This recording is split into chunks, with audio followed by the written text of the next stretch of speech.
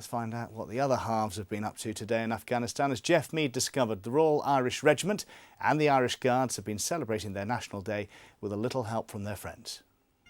On the one day it said everyone wants to be Irish, these Afghan officers looked less than convinced. But their boss, General Sherin Shah, not only sported the national sprig, he was handing them out, a duty that used to be performed by the Queen Mother.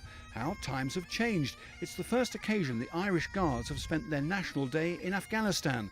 And the sight of the two COs side by side symbolised how close they've become to the brigade they're mentoring.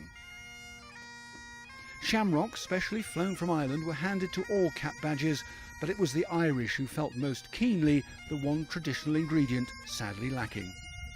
Well, the main difference this year is the fact that we've got no alcohol. St Patrick's Day is famous throughout the regiment for being one big massive party. Uniquely, both the Army's Irish regiments are in Helmand for their patron Saint's Day. For one Royal Irish, who just bid farewell to one of their fallen, the occasion was inevitably muted.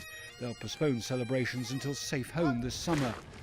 Among the visiting politicians, a former major in the Ulster Defence Regiment, later a supporter of the Good Friday Agreement, who also sees hope in this conflict.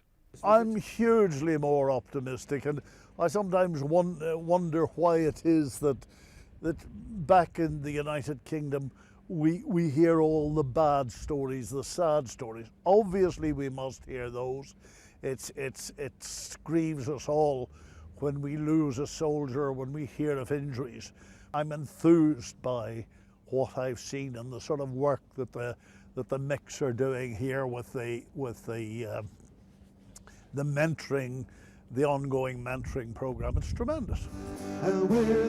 Well, it may have been a dry St Paddy's Day, but you know the Irish, they weren't going to let it end without a party. Jeff Mead, Forces News, Camp Bastion.